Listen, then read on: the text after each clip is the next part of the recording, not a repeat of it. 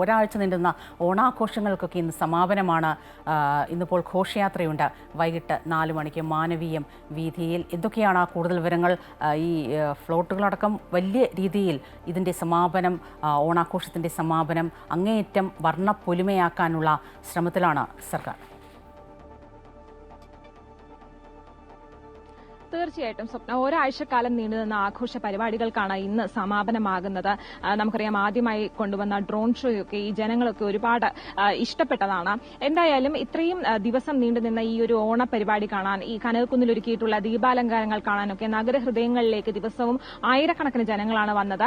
എന്തായാലും ഇന്ന് ഈ ഓണാഘോഷ പരിപാടികൾ സമാപിക്കുകയാണ്. വെള്ളയമ്പലം മുതൽ കിഴക്കേക്കോട്ട വരെയാണ് ഈ സമാപനത്തെ കുറിച്ചുകൊണ്ടുള്ള ഈ ഘോഷയാത്ര വരുന്നത്. മാനവീയം വീതിയിൽ നിന്ന് ഇന്ന് വൈകുന്നേരം 4 മണിക്ക് ഗവർണറാകും ഈ ഘോഷയാത്ര ഫ്ളാഗ് ഓഫ് ചെയ്യുക. ആയിരക്കണക്കിന് കലാകാരന്മാരാണ് ഈ ഒരു ഘോഷയാത്ര കളറാക്കാൻ വേണ്ടി ഈ തലസ്ഥാന നഗരിയുടെ ഈ വീഥികളിൽ നിന്ന് അണിനിരക്കുക. 60ഓളം ഫ്ലോട്ടുകളുണ്ട്. ഇത്തവണ VIP പവലിയൻ ഉള്ളത് ഈ പബ്ലിക് ലൈബ്രറിക്ക് മുൻവശത്തായിട്ടാണ്.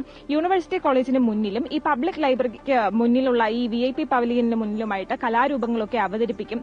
എന്തായാലും ഈ ഒരാഴ്ചക്കാലം നീണ്ടുനിന്ന വലിയ ആഘോഷത്തിനാണ് ഇന്ന് പരിസമാപ്തിയാകുന്നത്. ഈ ഒരു ആഘോഷം പരിഗണിച്ച് ഇന്ന് ഉച്ചയ്ക്ക് ശേഷം നഗരത്തിൽ പ്രാദേശിക അവധി പ്രഖ്യാപിച്ചിട്ടുണ്ട്. കോർപ്പറേഷൻ പരിധിയിലുള്ള എല്ലാ വിദ്യാഭ്യാസ സ്ഥാപനങ്ങൾക്കും സ്കൂളുകൾക്കും ഇന്ന് അവധിയാണ്. സ്വപ്ന.